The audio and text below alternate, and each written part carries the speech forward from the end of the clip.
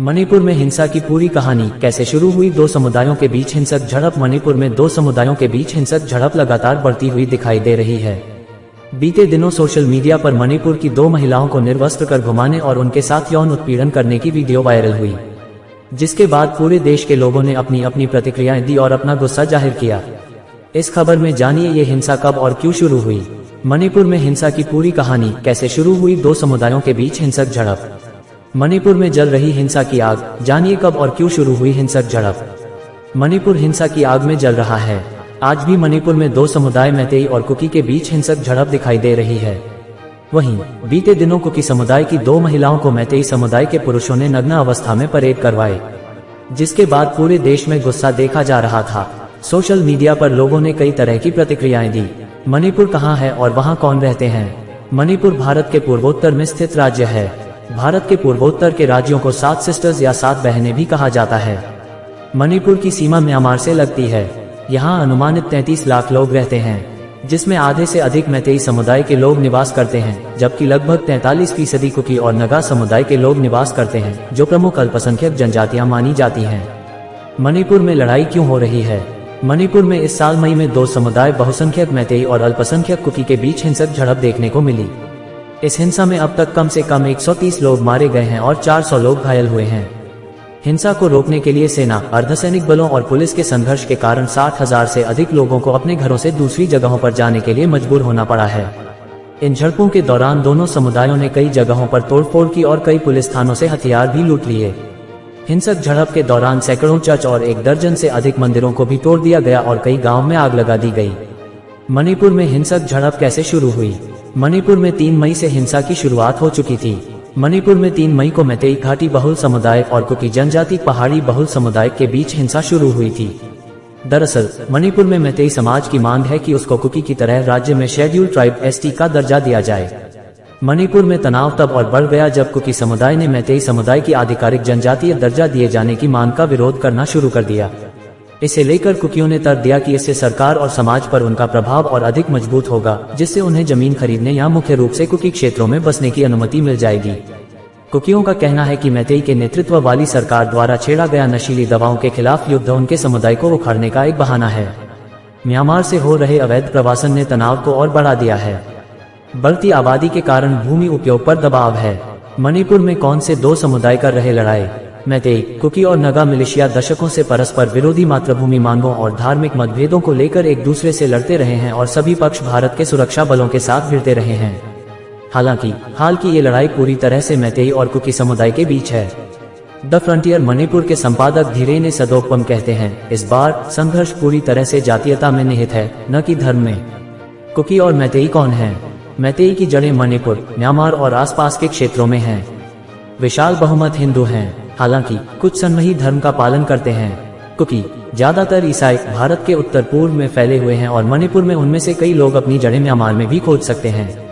मैतेई ज्यादातर इम्फाल घाटी में रहते हैं, जबकि कुकी आसपास की पहाड़ियों और उससे आगे के हिस्से में रहते हैं। इस तरह पांचमल चौराहे से कैंडल मार्च निकाला गया शहर पांचमल में, आज इसका कारण बताइए। यहाँ पर सब एकत्रित हुए, पांचमल क्षेत्र के आसपास से आए मेरे भाई बंधु, और एकत्रित होने का कारण ये है कि मणिपुर में जो घटना हुई है उसको देखते हुए वो अमानवीय घटना है और बहुत आहत करने वाली घटना है।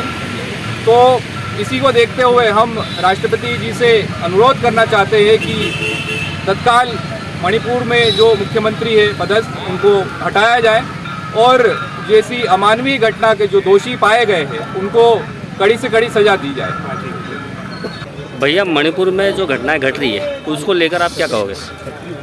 जैसे कि आज पांचमल ब्लॉक में आज हमारे आदिवासी समाज के सभी एकत्र हुए, आज कैंडल मार्च निकाला गया। जैसे कि मणिपुर में जिस तरह हमारी आदिवासी युवती के ऊपर जिस तरह से जो अपमानित और घटना की गई, वो मणिपुर सरकार और वहाँ के मुख्यमंत्री की मैं निंदनीय करता हूँ।